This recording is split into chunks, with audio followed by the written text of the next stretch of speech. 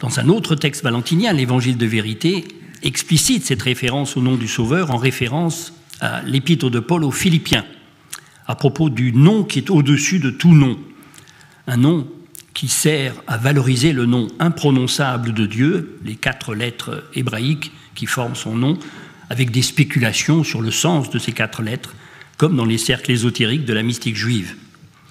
En même temps, l'Évangile de vérité développe une méditation sur le nom du Sauveur qui manifeste l'accès au nom imprononçable du Père. Et c'est le texte numéro 6.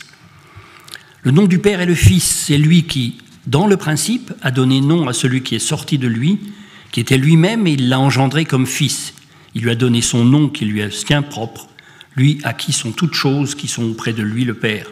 Il a le nom, il a le Fils, on peut le voir, mais le nom, au contraire, est invisible parce que lui seul est le mystère de l'invisible, destiné à parvenir aux oreilles qui sont toutes remplies de lui. Et un peu plus loin, et c'est le texte numéro 7, toujours dans cet évangile de vérité à la page 40, qu'est-ce que le nom ? C'est lui, le nom authentique.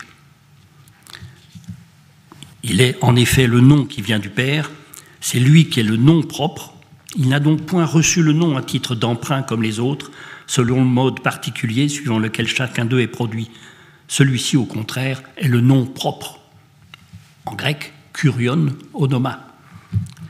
Il n'y a personne d'autre à qui il est donné, mais il est innommable, indicible, jusqu'au moment où lui, celui qui est parfait, l'a exprimé seul, et c'est lui qui avait le pouvoir de proclamer son nom et de le voir, etc.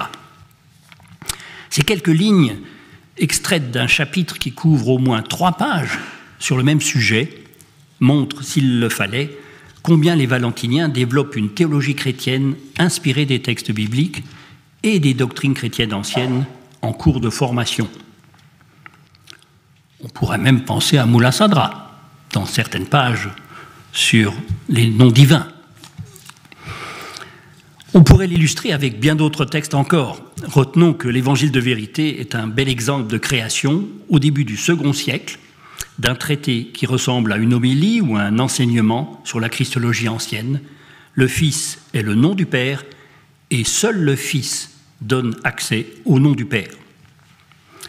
À cette période, il n'existe pas encore de Bible chrétienne, et ce que nous connaissons dans les relures des Bibles aujourd'hui, composées d'un groupe d'écrits appelés par les chrétiens Ancien Testament et d'un autre groupe d'écrits qualifiés de Nouveau Testament. Dans les premières années du christianisme, les chrétiens n'avaient que la Bible juive comme texte de référence, et on peut comprendre les difficultés rencontrées par ces chrétiens qui cherchent à exprimer leur foi chrétienne tout en respectant le contenu de la révélation biblique.